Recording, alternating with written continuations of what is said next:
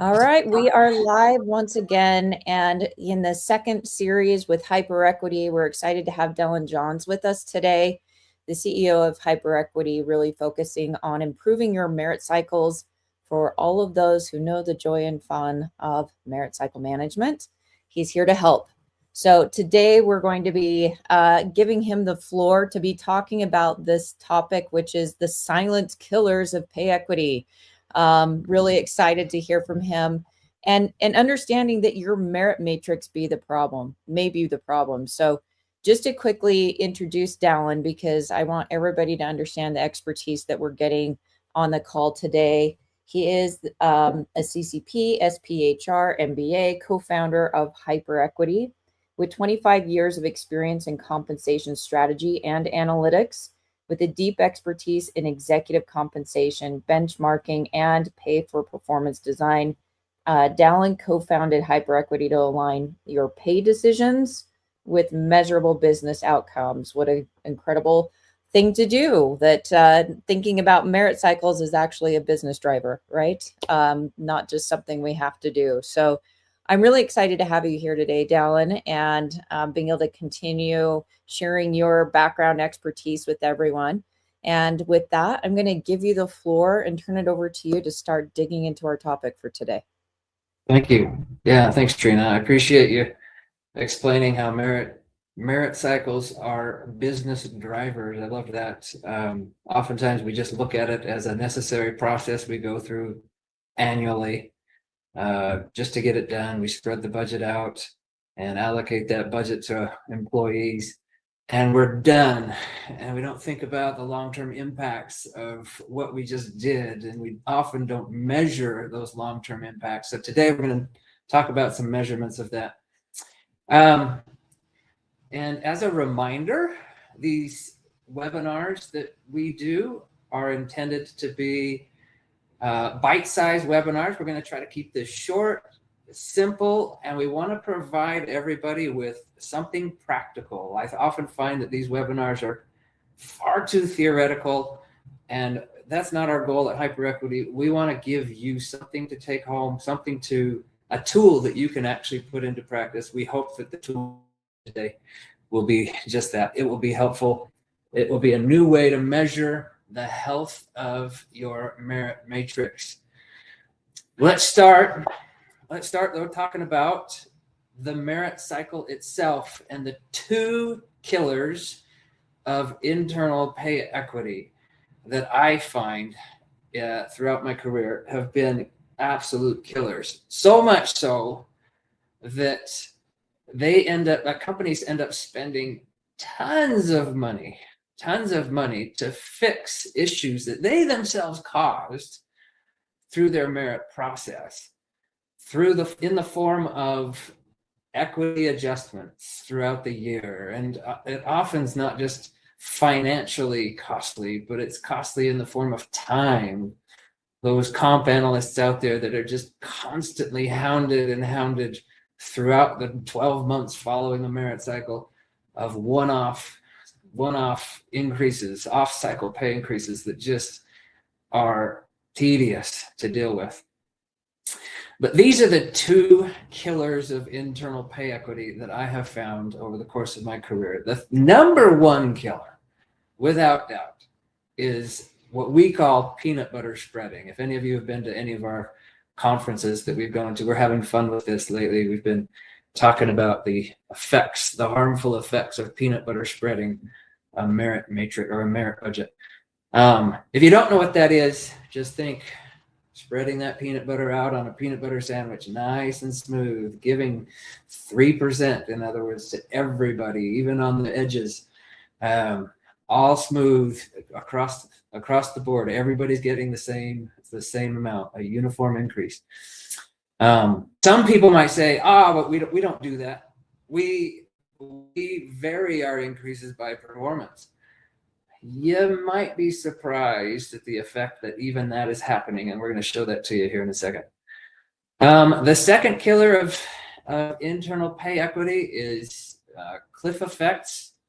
We'll show you what that is and what that means, and how that creates indefensible leapfrogging or indefensible pay increases and decisions that are being made. So let's jump into this. Here's a QR code for the tool that we want to offer you today. We're calling it the Merit Matrix Health Check tool. You can scan that QR code. If you want to wait till the end before you scan it, there will be another slide at the end where you can scan it there as well. But while you're scanning that, let me tell you a story. An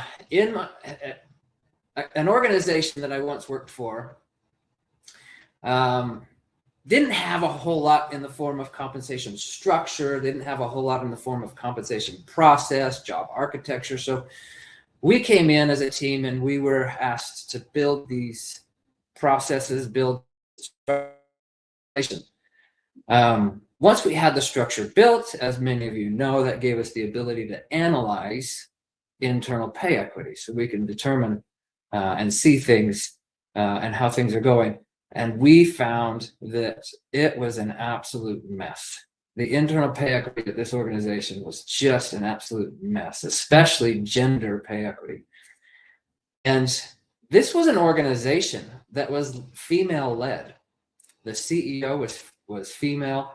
In other words, it wasn't intentional that their females were paid so much lower than their male counterparts. And when we brought this information to the leadership of the organization, of course, they were just blown away, and ended up costing them over $1 million to fix these equity issues that they themselves had caused. They asked, of course, how did this happen? How did this happen? And I was able to use this health check tool to demonstrate and provide the data that they needed to see, so they saw exactly the effect that their merit process was having on pay equity. And I want to demonstrate that for you right now. But before I do, let's talk a little bit about peanut butter pay. If you haven't seen this report from PayScale, I found it very funny. So 43% of organizations at the beginning of this year said, you know what, they're throwing in the towel essentially. And they just said, we're just going to peanut butter spread our merit budget this year because that's just the easy way to do it. They said, it's just the easy way to do it. And merit or performance ratings are subjective anyways. And let's just do this the simple way. Peanut butter spread everything. We'll just get through this process. It's a painful process anyway. And that seems the fairest way to do it.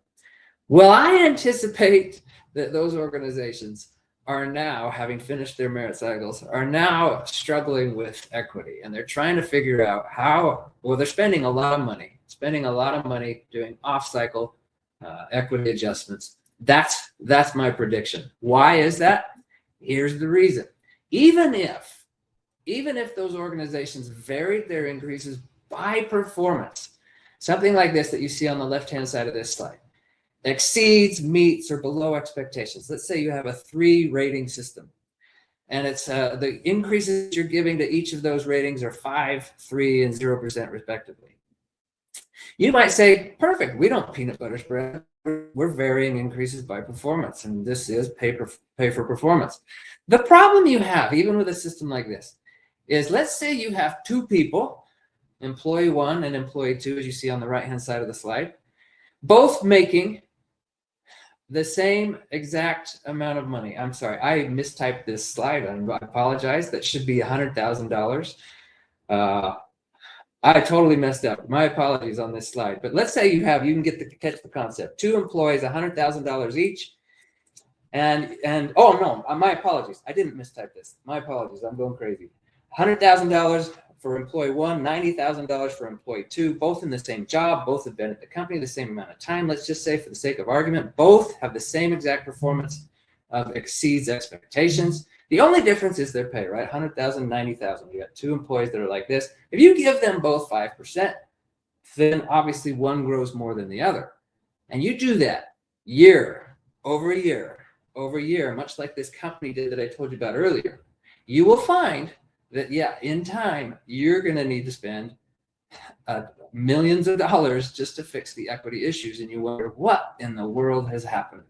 So that is when same percent pay, sounds fair, but doesn't actually equate to fair pay, because what we really should care about in the compensation world is the size of the paycheck in the end, not the size of the pay increase.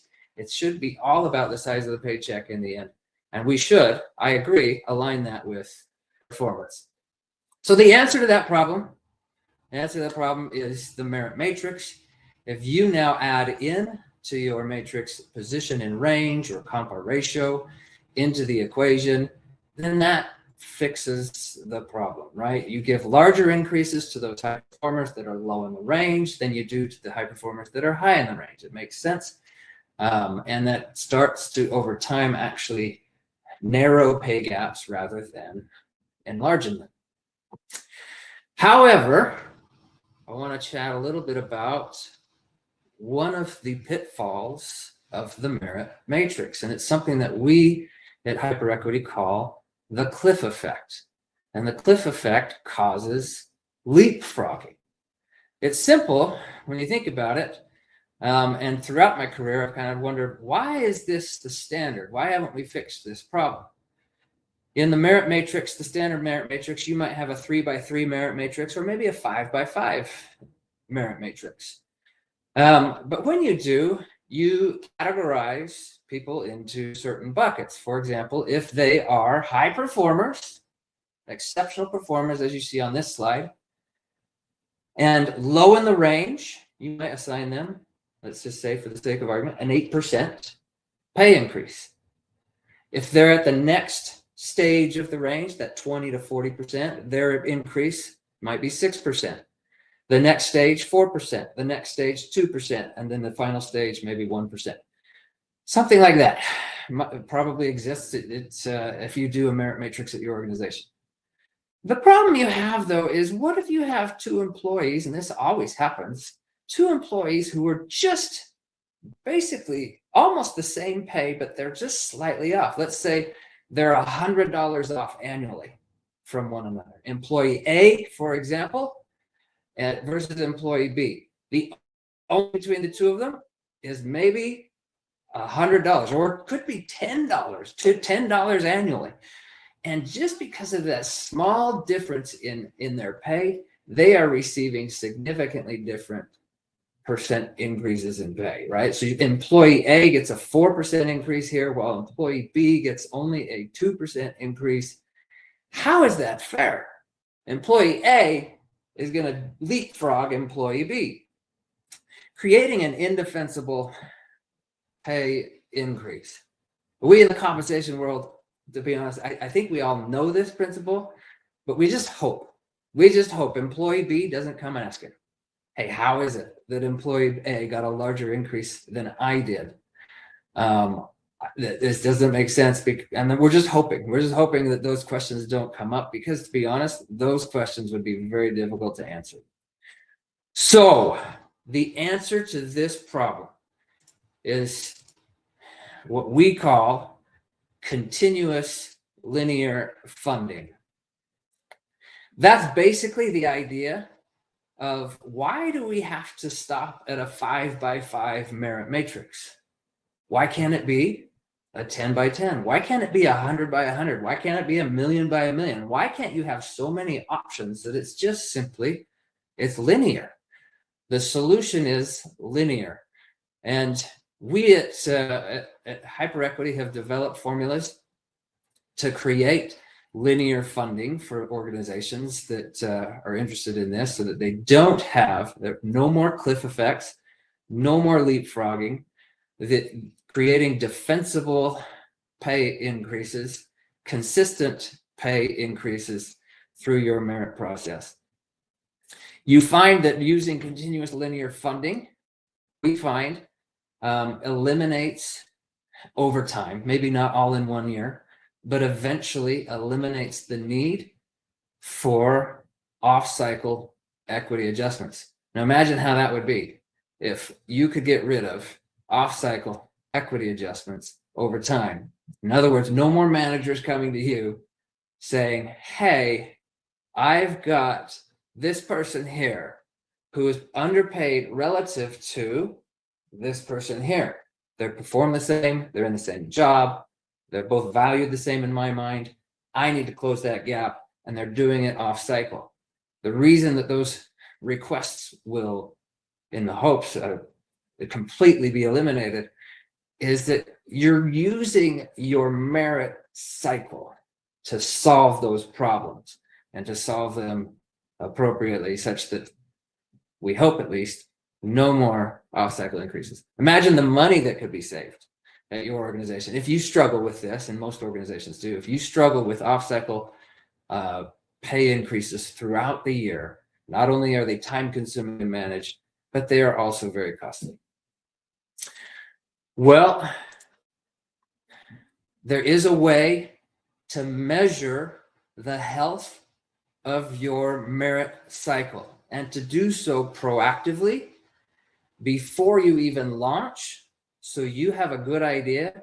Are you going to grow gaps that are only going to result in more and more off-cycle pay increases? Are you going to hold steady, or could you possibly strategically shrink gaps through your merit cycle? And what we have developed, and I'll give you the QR code here in a moment to download this on your end, is what we call the Merit Matrix Health Check tool. And all it does is what you see here on the slide. It is measuring the standard deviation of compa ratios over time.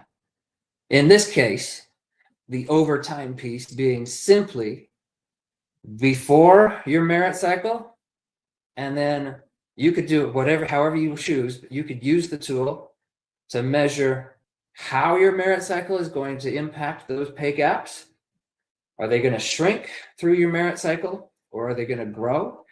By loading in your recommended increases into the tool. So you have current pay, recommended increases, and the impact that those increases are going to have on the compa ratio, and whether or not the standard deviation, which is just a measurement of variation between the compa ratios, is it going to shrink those compa ratios, hold them steady, or are they going to grow? And if they're growing, that could be a good indication that perhaps your merit matrix could use some improvements. This tool will also measure whether or not you have any leapfrogging taking place as a result of the cliff effect that we just explained earlier.